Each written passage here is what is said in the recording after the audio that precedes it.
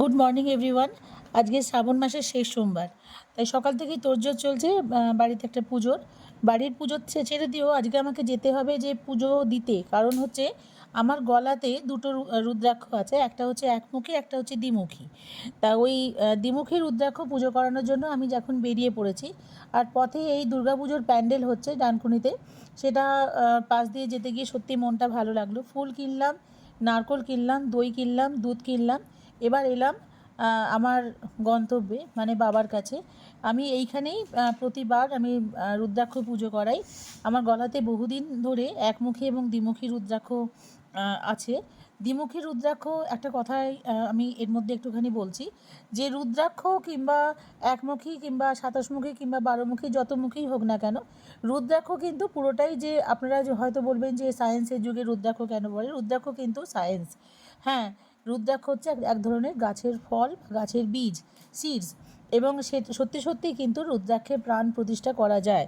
আর এখানে যেটা হচ্ছে সেটা রুদ্রাক্ষে প্রাণ প্রতিষ্ঠা হচ্ছে কারণ বছরে একবার করে এটাকে শোধন করতে হয়। তেল, দুধ, দই, অগুরু, পঞ্চগব্য সব মিশিয়ে এখানে, ঘি সব মিশিয়ে এখানে শোধন করা হচ্ছে, এবং এরপর একদিন পুরো এটা সর্ষের তেলে ডোবানো থাকবে। যেহেতু এটা এক ধরনের গাছের বীজ, সেহেতু এটা প্রাণ প্রাণ আছে এর মধ্যে। আর কথিত আছে শিবের চোখের জল বা শিবের অস্ত্র থেকে রুদ্রাক্ষ গাছের সৃষ্টি হয়েছিল, এবং রুদ্রাক্ষ বীজও তাই শিবকেই, মানে শিবেরই একটা অংশ হচ্ছে রুদ্রাক্ষ। তা আমার গলায় বহুদিন যাবৎ আছে একমুখী এবং দ্বিমুখী। একমুখী রুদ্রাক্ষ হচ্ছে স্বয়ং শিব বসে থাকেন একমুখীতে, এবং ১ থেকে ২৭মুখী অবধি যতগুলো রুদ্রাক্ষ আছে, প্রত্যেকটা রুদ্রাক্ষতে একটা করে দেবী কিন্তু মেনশন থাকে, দেবী অথবা দেবী। যেমন ধরুন একমুখী রুদ্রাক্ষে শিব আছেন, দ্বিমুখীতে কিন্তু হর পার্বতী। দ্বিমুখী রুদ্রাক্ষ কেন পড়ে, তার জন্য হচ্ছে যে আপনার জীবনে শুধুমাত্র স্বামী স্ত্রী কিংবা প্রেমিক প্রেমিকা এরকম কোনো সম্পর্কের কোনো নয়, বাবা মা যে কোনো কিছুতে, যে আপনার যে পরিবারকে এবং খুব কাছের মানুষকে একত্রে ধরে রাখে। কারণ একটা মুখের মধ্যে, একটা বীজের মধ্যে সেটা দুটো মুখ থাকে। আর রুদ্রাক্ষ হচ্ছে সাংঘাতিক প্রোটেকশন, মানে একটা মানুষের শরীরকে সব থেকে ঠান্ডা রাখে, সব থেকে মানে পবিত্র রাখে হচ্ছে রুদ্রাক্ষ।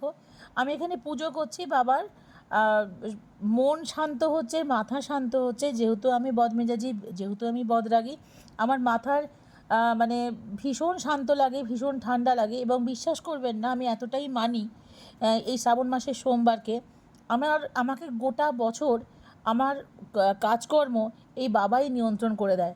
এবং সত্যি সত্যি বলতে কি, যে আমি যতবার করছি, আমি ঠাকুমা আমাকে প্রথম এই শ্রাবণ মাসে সোমবার করতে বলেছিলেন, তা আমি ঠাকুমার সঙ্গেই প্রথম বিয়ের আগে থাকতে করছি।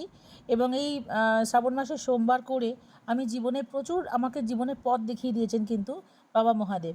যাই হোক, আমি এখানে রুদ্রাক্ষে এই যে চক্রাকারে ঠাকুরমশাই মানে বীজটাকে শোধন করছেন, এবং এই সমেতি আমি বাটি সমেতি নিয়ে আসছি আজকে। এবং ঠিক মানে মঙ্গলবার দিনকে এক রাত্রি এটাকে সর্ষের তেলে ভেজানো থাকবে, এবং আলটিমেটলি এটা কালকে পড়া হবে, যে মানে ধারণ করা হবে। আর ওখান থেকে বেরিয়ে এলাম সোজা সোজা একদম বাড়ির সামনে। আজকে সারাদিন কিছু খাবো না ফল ছাড়া, কিন্তু আমি না মানে মুখটা এতটাই খারাপ হয়েছে জ্বরের পর থেকে, কি খাবো না পেয়ারা মাখা, এর থেকে ভালো কিছু হতে পারে না।